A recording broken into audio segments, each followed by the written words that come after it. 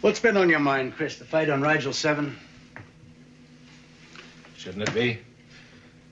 My own yeoman and 2 others dead, 7 injured. Was there anything you personally could have done to prevent it? Oh, I should have smelled trouble when I saw the swords and the armor. Instead of that, I let myself get trapped in that deserted fortress and attacked by one of their warriors. Chris, you set standards for yourself no one could meet.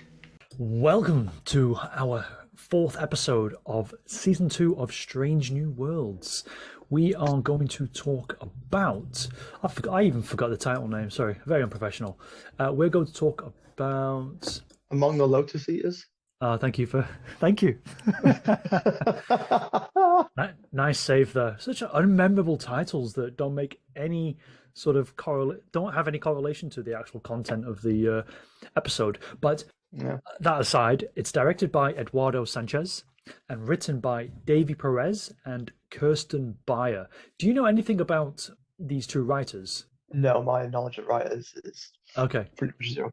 I'll tell you the TV series then that Davey Perez has written, and maybe that will jog your memory as to maybe their output. We have Supernatural. He did 52 episodes of Supernatural, and he did American Crime, 5 episodes, and Fargo, 2 episodes. Did you watch any of those? Yeah, I was a long time viewer of Supernatural. It started off a few good Lotus seasons, and it sort of again tails off at the end a little bit, gets a little bit extreme. It went a little bit too far, but overall it was good. It was a good series, and the cast were good. And Soldier Boy in The Boys was in Supernatural. He was one of the main guys. You're dropping the lead though. We have to tell everyone it's a CW drama. Yeah.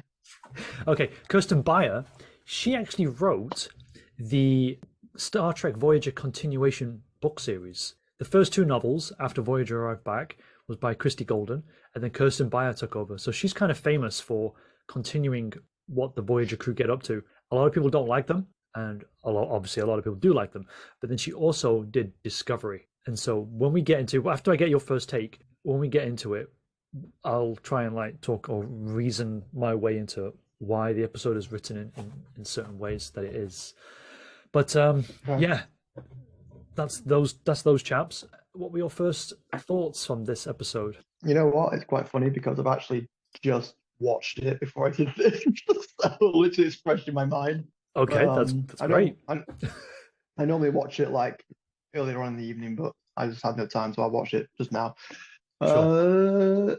It felt a bit more like a Strange New World episode. It felt a bit more like a Star Trek classic episodic episode because it was going to a planet. It was dealing with a situation that they dealt with in the past, and they've got a past situation with it. So, and they referenced 3 crew members that they thought was dead. One of them was still alive when they went back down there. The only problem I had was the fact that I don't know. There was some things that sort of didn't make sense to me, and it probably did make sense in the grand scheme of things. But I thought, as a normal viewer, not knowing much about Star Trek lore and all the ins and outs of it, probably like you do, my first thought was when it was starting when the memory loss stuff that was experiencing down below on the planet, why was it affecting the ship?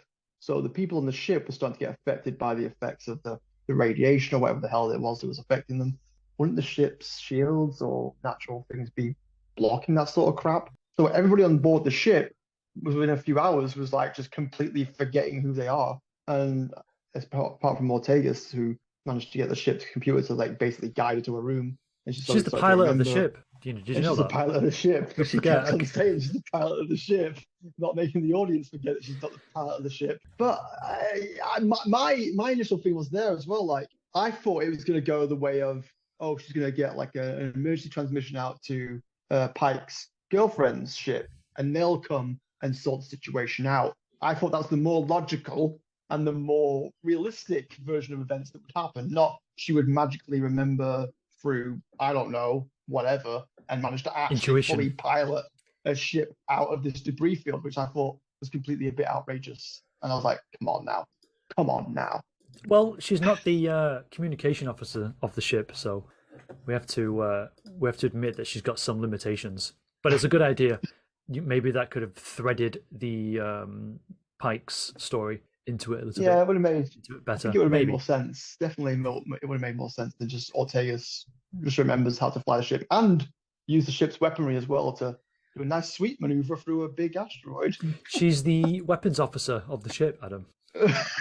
She pilots So and shoots at the same time. it's funny. You see, one of the writers was like involved with Discovery, and I'm like thinking that's totally a Discovery sort of thing that would happen in Discovery.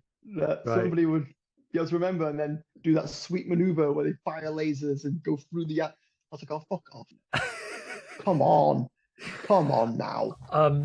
So I would agree with you that this was the sort of most Trekian so far, even of this season, where you've got two problems and then you've got a kind of moral ending to it, because it talks about how valuable memories are, but it's paid such small lip service. I'm thinking this just seems to be tacked on, but I kind of got the impression that the guy who they met, the old guy who was like, oh, I don't need my memories, he would pay for that in a sense that he would learn the error of his ways. The thing that sticks out for me is Ortega's, the way she speaks to Spock, which I find, I was going to say that. Yeah, I find that crazy that she could speak to somebody like that. And throughout this season, there has been this general tendency to ignore rank, and everybody just dunks on each other.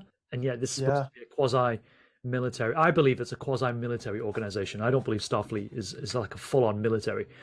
It's more like the Coast Guard or the fire service rolled into one, to me, with the UN attached to it. So I don't think it's military, but even so, they still have military style behaviors, and dunking on other officers isn't something that you would do. And so when she's like, oh, thanks, Spock, I can't go down to the planet now because I was really I know. But Spock is just doing his job as the science officer, telling his captain of the issues. How can you argue against that? And in a real military, can you imagine if there were troops in Afghanistan saying, yeah, but I wanted that mission. I wanted to go to that village in Bakhmut. Yeah. I wanted to defend that place. It's like that the military would just fall apart because it's just a playground. And the Enterprise seems to be like basically a school playground in the way they write these characters. even though Ortega's is a lieutenant and Spock is a lieutenant, Spock is actually the second officer in the command structure. So the captain dies and Una dies. Not that we'd notice if Una died or not. He would be next in charge. That's just the way it is. She wouldn't, because she's the pilot of the ship. So it really sticks out to me when you've got someone like Kirsten Beyer, who I've never watched Voyager except for one episode and then clips online, but someone who's written Voyager and had to go and do the research on Star Trek Voyager to try and encapsulate who these characters are in the continuation series. And yet here, it's like, has she been given free rein to do what she wants? And this is her true ability, because she's not allowed to work inside a set of like guardrails. I do wonder. Yeah. David Perez, well, he doesn't do sci-fi, hard sci-fi. This is his only gig doing air quotes hard sci-fi. I felt like the way it's written, the way it's structured, I felt like you probably got him and then her, and it felt like two disconjointed ideas coming together, because on the planet it seemed like a bit more of a different tone, a bit more serious. And on the ship, it just felt like a bit like a free for all, like you say, like she was having to go at Spock, then she just all of a sudden remembered and did all the stupid crazy stuff, flying the ship and all that. What two different tones here we've got? We've got craziness, absolutely unrealistic stuff going on down up there, and downstairs you've got serious tonal shift in like a serious character in that old guy, which I quite liked his character, like he was guiding them with the totem and all that kind of crap. And then this serious storyline, and you've got this unbelievable crap going on the ship where everyone's forgot, and it just feels like completely two different stories that's being blended together. That's what it felt like. I felt like that was her idea up there, and that's probably his idea down here. It just felt like two conflicting things. That's what I felt like. I wouldn't be surprised if that was the case. That was his stuff that was down the actual planet, right, and her stuff was more ship orientated of what's going on up there with Ortega's.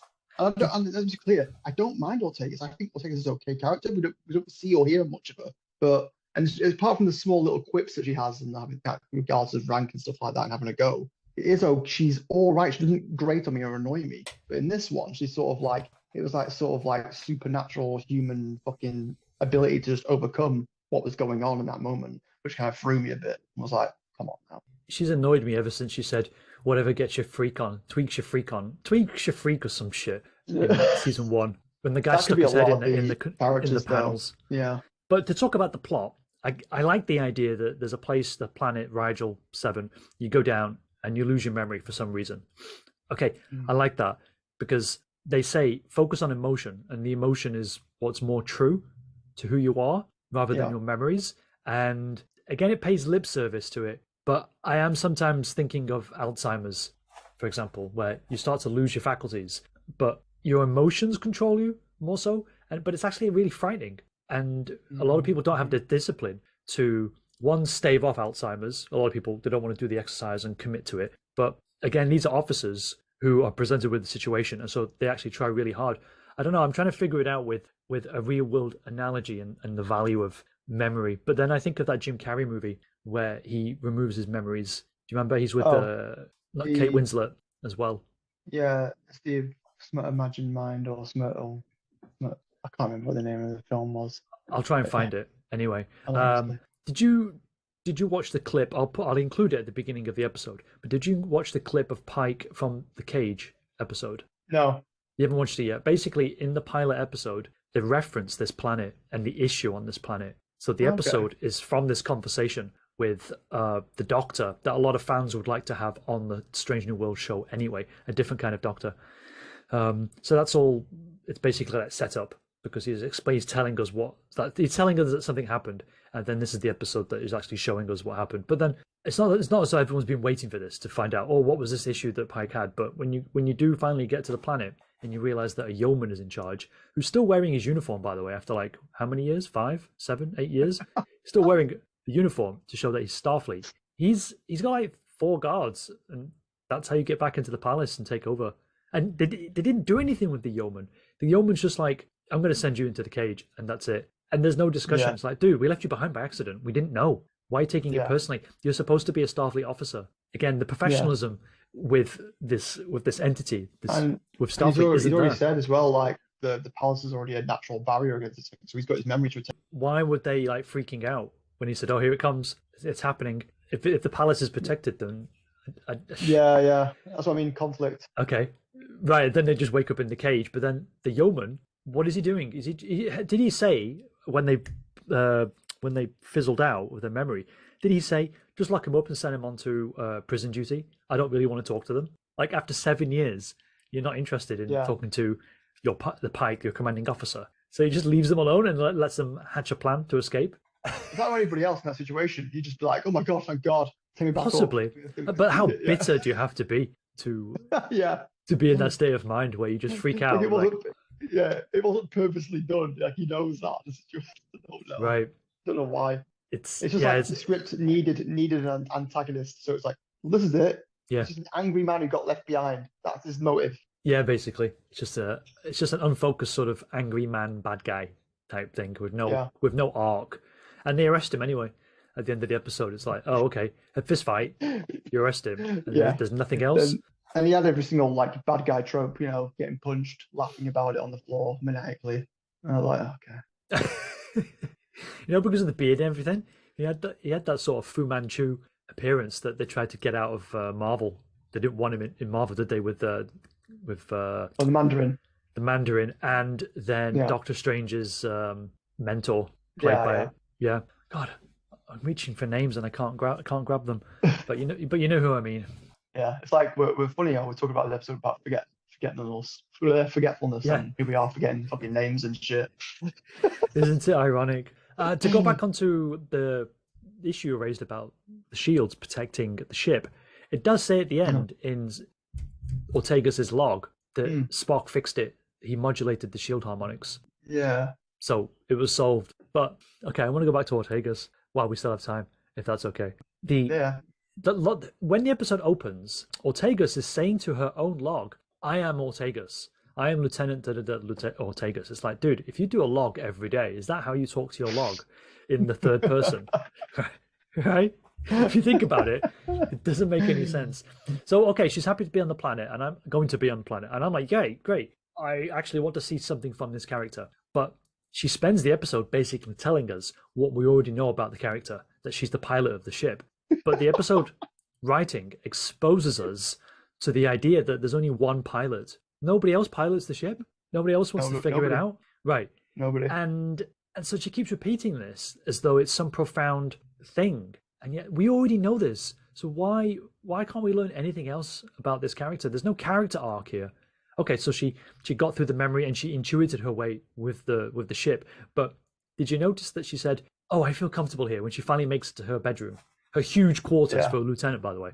She said, "Oh, I feel comfortable here." But why didn't you feel comfortable the first time at the con when you came back? You were like, "Oh, this Yeah, I feels thought that. comfortable again." So why didn't you feel comfortable? Why are you freaked out by Spock and giving him the jippy or jive? I also like thought that as well. Like, wouldn't the physiology of each crew member would be different to a human being? So wouldn't it affect them differently, and everyone would Yeah. maybe not forget and stuff like that? So there's all I that thought- sort of thing to sort of take into consideration. I thought Spock would like last out longer, or the Denoblian that we see from the previous episode.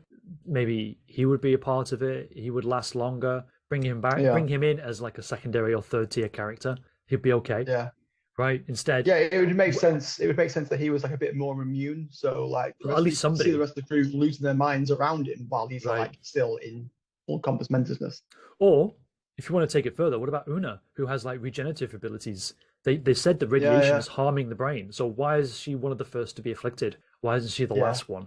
Because she's Yeah, it's got bollocks. Yeah. Wolverine powers. Did you notice that when Ortegas goes into the corridor, there's a man crouching on the floor? He's the most scared. It's a man. Yeah. The bad guy is a man as well. Sorry. And then the guy who said, "I don't need my memories," is also a man. Yeah. He then realizes he had a whole family. It's like, oh yeah, trust a guy to sort of want to say, "I don't care about my family," right? It can't be a woman, can it? They can't find a woman to do that. It's got to be a guy. No. The ship computer doesn't have the capability to talk back in TOS. So Ortegas should not have been able to have a conversation with the ship. And she didn't even hold the metal handle in the turbo lift. You're supposed to hold I it noticed that. and then say it, right? Okay, so even you noticed Yeah. that. Yeah. So are you telling me also that only Ortegas spoke to the ship's computer to figure out what was going on? Everyone else was just Yeah, of course. wondering. Yeah. It's so strange. The writing opens itself up to these nitpicks, and that's why we're sort of jumping between plot and nitpicking. I mean, I actually don't really want to talk about the plot in a sort of logical sense because I'm assuming everybody who's watching this has watched it anyway, so we don't have to focus on that. So we jumped to the It's nitpicks. crazy because you've got someone like you who's like, Star Trek in and out, and then you got me who's a casual viewer, and I'm still finding these plot holes, still finding these things to nitpick and go, oh, what's that? And that's that. It's ridiculous. And so you can see why the major hardcore fan base will be pissed off with this because it's like, well, you're opening it up to be ripped to pieces. Come on, man. Totally agree. Nitpicking Nerd has already dissected it, and he's got loads of issues with the planet of Rigel itself because they've tried to align it with TOS the Cage canon, but the Rigel system actually plays out in TNG and DS9, and there's more races that live in that star system. So if that's the case, why is the Enterprise the only ship left? Why is nobody else there? Why has nobody warned anybody else about this radiation? So forth and so forth. Starfleet themselves, like, they'd be doing scans and like they do flybys of the planet. Wouldn't be doing checks and stuff like that for radiation and all sort of stuff? Wouldn't they know about it already? Come on, wouldn't that be standard procedure when visiting the planet? Come on. You know, as well, this is 54 minutes long of an episode. There's 7 minutes extra, and sometimes on TNG, I always thought, God damn it, just give me a few more minutes, give me an extra scene. Here, they've got all the time in the world. They've got an extra 7 minutes, which is a long time, and yet the plot is so quickly wrapped up at the end, and they don't do anything inside this story. They over repeat things to pad it out, especially with Ortegas. Yeah, this was the first so episode I skipped a little bit. I was like, oh, fuck off. Which bits did you Yeah, skip? first, it was when I like the old guy explaining stuff, but when you get to the tome, they were working on the construction bit. They were working manually, and I was like, oh, piss off, because it was like, I can't remember who I am. I was like, yeah, I get it. You can't remember who the fuck you are. Jesus Christ, how many times have we got to go through this already? I know, to get to the point where I know they're going to get to, where it's like, oh, that's the totem. This is how you start to remember. Oh, and I'm not a construction worker. I must be from the palace. And it's like, I know, just get to that point. Get to the point. I'm not interested in the in between. And it's just like, in the next minute, it was like, oh, Ortegas was fighting the guards, which I knew was going to come and happen. And not Ortegas, Lon was fighting the guards, which I knew was going to happen, and Benga as well. It's just. I thought she had genetic superpowers now. Why isn't she like knocking out the guards left, right, and center? Yeah, I mean, she sort of did a little bit. She had muscle memory. I suppose you can call it muscle memory. There we go. That's why she knew how to fight. I'm reaching. I'm reaching for this episode. I'm reaching. Okay. Do you have anything else to comment on with this episode? Oh, I was just glad when it was over. Really? It's such a sad thing because I keep saying it at the end of each one of our reviews right now. It's like from going from season one to this, and we're 4 episodes in now, and this is one of the ones that's like, I've never watched this again. Go away. There's no meat on the bone. No. I mean, let's get to ratings now, I guess. I actually would rate this higher than other episodes. I would give this a 4, a weak 4, because there is the sort of skeletal structure of what could have been potentially an interesting cerebral episode where we sort of have a discussion about the value of memory. Do we want some memories erased? Something like that. But they don't do that. We just have the guy at the end who's sort of regretting. But that's the power of hindsight, not the actual "who am I" kind of person or kind of discussion that you would have about identity. Maybe we can talk about how if a baby bird, if birds have sex and they make babies. Where you go with this analogy? Jesus Christ. No. I'm not trying to make an analogy, but the thing is, birds have like a basic memory. They imprint. They have this intuitive sense of doing certain things. So do cats. Like, how do cats know how to clean themselves? And yet humans don't, because we're so complicated that we have to be taught, and we're basically useless for the first few years. Whereas other animals are born live and they can just run away straight away. They know that there's danger. There's lots there that I would be interested in, but you'd need a really good science fiction writer who's into hard science to really break that down and then put it into an episode that is easy for us to digest upon. But there's no idea. There's no hard science there. It's just like, well, I know the result of what would that be kind of thing. If let's say you pay lip service to the science, you read something in an Esquire article. Oh yeah. Well, what would that be like? It doesn't matter. Let's just have him try and break out. And then at the end, the guy says, I'm sad because I had a family. So I would give it a 4 because giving it to another writer who could jump in on those 2 retards who wrote it in its current form might have elevated it. It could have done something with it. Otherwise, no one's really got any sort of add to the story except for Pike, who realizes, which was the only takeaway. But then I always felt it was forced anyway to set that up. I just felt like it was just more drama at the end. Like, here we are, here's some drama for your sci-fi. I mean, you notice that at the beginning when he's cooking for her, and he says something mild about not really breaking up but taking a break, and then she just goes, "This drama, this 0 to 60 in reactions," and she just leaves. Is that actually realistic? I don't think so. And then he's unable to speak to her. It's so weird. It's just we need to get this thing done so that we can have the payoff at the end. So yeah, I'd give it a 4 for me. I'd say it's probably my lowest one. I might be giving it like a 3 because, like you say, it's got the skeletal outline of like I said in the beginning, like a classic Star Trek episode. But I just think it's sullied by the stuff that's happening on the ship. I think the ship stuff was just, it let it down. It let the entire episode down with its like outlandish and outrageous ideas of Ortega's just taking over the ship, even with the memory loss thing happening, doing the stupid maneuvers through the asteroid field or whatever it was, and then just laser beaming through a whole debris field. I was like, what are we doing here? This is some Discovery level bullshit happening. And that's why it's getting the lower score, because can't be having that. We're away from that. We're trying to get away from that. That's been cancelled. That's been cancelled for a reason. Let's not bring it into this show that's actually, was good up until these next new season that we've got going on right now. And now we just seem to be sullying it with the stench of Discovery. Just wafting in slowly into this once prominent, thing that had potential. Yeah, it's just... no. I can't share your frustration because I was wiser than you, so I skipped Discovery. But I do wonder if any of those people working on Discovery will transfer over to Strange New Worlds. I bet they are. I bet they have. I bet they're like sleeping in, creeping in the door. I got an idea. Like, no. Keep your ideas. Get some new writers. God damn it.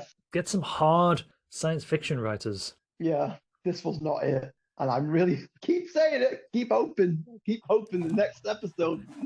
What's going to happen? It's going to be bringing it back to form. Well, we've got 6 left, and one of them is the Lower Decks episode, and one of them is the Spock turns human episode. No, for God's sake. So then Why is he turning human? Because they gotta retard the guy. That's why. I mean, the excuse, if you want to go back onto this, people excuse Spock's behavior by saying, yeah, but it's a younger version of Spock. But it's only like 10 years younger. Now it's 9 years younger because season 2 is 1 year later. It's only 9 years younger. How much growth do you think that person will go through? As a Vulcan, mind, who is already older than everybody else, it must be like, what, 40 years of age?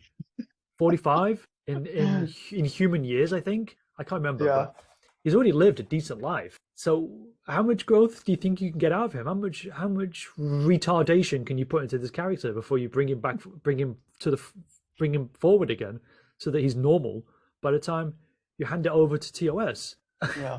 Just a crappy excuse. He's somebody who I think is set in stone for most of his character. And there's certain little things that happen across TOS and the movies where he does sort of loosen up to become human. But here, they're already focusing on the human part because they don't want to write a stoic character. And then in TOS, he'll be stoic again to then go back to being human again. Yeah. Oh, it's just that we're seeing more bastardization of characters. Just carry on. Oh, I forgot to tell you from last week's episode, by the way. Sorry to go off on a tangent.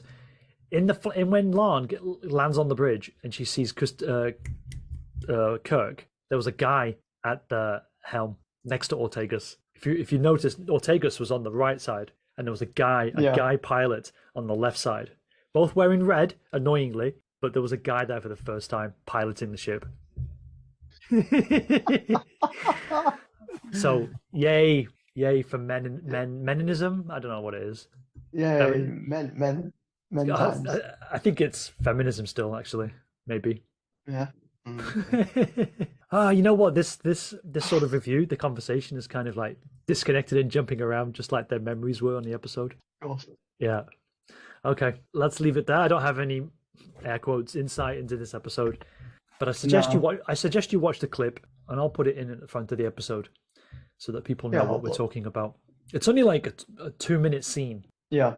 Anyway, right? The doctor's called Dr. Boyce, and people wanted, the guy who played Wayun and Shran on Enterprise, the guy who did many different characters, actually. Okay. I'll have to look him up, but I recognize him. Let me find him quickly. Shran Enterprise. My memory.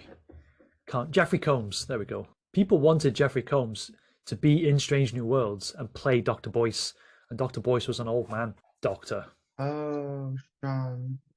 Okay. Is that the blue guy? Yeah, Shran on Enterprise. He played an Andorian. Then he played Wayun on DS9. Oh yeah, yes, And I remember him. Yeah, he's good. Yeah, and he played Brunt as well. Brunt, FCA, when he was always antagonizing Quark. Those are his 3 biggest characters. I wonder what the show would be like with a Dr. Boyce. Yeah, that'd be pretty cool, actually. Possibly, but we've still got to get McCoy, and we've still got to get Scotty at some point. Oh, I'll tell you what. That woman who's lived like 1,000 years, or she's immortal. She wasn't in this episode, but would she have been affected by the radiation as well? We'll never know. Yeah, everyone. That's what I mean. There's different physiologies on that ship, and yet everyone was like, out for the count. Forget me nots. Yeah. Forget me nots. I do remember in previous Trek episodes, you would have different characters who had different abilities because they were different aliens, and they weren't affected by the thing that was affecting mostly the humans. Yeah, there was. I remember episodes like that, and it made more sense because you'd be like, yeah, obviously, because there's different people get affected by different things differently. But no, the show can't do that because it's supposed to be simple and go, everyone's dumb, everyone's on the ship and walking around like not knowing who they are. Come on, show. Come on now. Even in the Naked Now, where Picard and the crew are infected with that virus that makes them drunk, Data gets infected, and Picard's like, you can't get infected. And he's like, why not? Humans have pores. I have pores. And he goes and fucks Tasha. Oh, man. I'd rather watch season 1 of TNG than this. But, hey, I'm going to see it through. Would you like to review old episodes? While we've got the Zoom time, and maybe people can listen in, would you like to review some TNG episodes sometimes? Like favorite episode or worst episode? Yeah, like grab it off Netflix or off the Pirate Bay, and we could watch old ones. Yeah, we have got a lot of other things to talk about though. Yeah. Oh yeah, no, I know. But maybe just like just once here and there, Yeah, infrequently. Maybe start with like our worst episodes or the best episodes and work our way down. Who knows? Yeah. There's like 800 episodes, so we've got a lot of content to. I hate that word content, but we've got a lot of chances to talk about Star Trek. Yeah. Better Star Trek rather than, because the thing is, if this goes on my Star Trek channel, I don't want people to think that I'm just poo-pooing everything. So we've got to have some nice episodes. We've got to talk. How can we not poo-poo everything when everything's poo-poo? And the thing is, like, season 1, I didn't think was poo-poo. I thought it was all right. And you were like in and out about it. You said it's your favorite. Well, it's the best of the worst, yeah. But I really quite liked it. I really quite enjoyed it. And this is a massive disappointment so far to me. I'm really like, oh, goddamn. So. Did you listen to Dave Cullen, by the way? Yeah. YouTuber. He made a video actually about Star Trek Strange New Worlds season 2, and he was saying like the production values are great, the set design is great, the actors are really good. Like Lon, the character Christina Chong, who plays Lon, she's grown on us. I don't doubt Benga's ability or Pike and whatever. It's just the writing, the goddamn writing. Is the only problem with this show, and obviously the characters are good. Eventually, the canon is also affected by the writing, but everything else is good. It's just you have the structure there, the bones of it is good. Then you just got the shit. The idiots in the writing room are just like, that's a good idea, isn't it? No, it's not. You know what it is? I straight away. It's like, hail to the other ship, get an emergency message out. That made more sense than Ortega's just miraculously has superpowers and can fly the ship, no memory. Yeah. I was going to say, I've lost it now. I was going to say it would be a good idea to do something on that ship. I've lost it. Your rant. Radiation thing. It's in the air. I have. The radiation thing's in the air. It's making me forget. This is not a good episode. It is. We need a totem. So we're doing it on purpose. That's what we're doing. We're cosplaying as people from Rigel 17, whatever it is.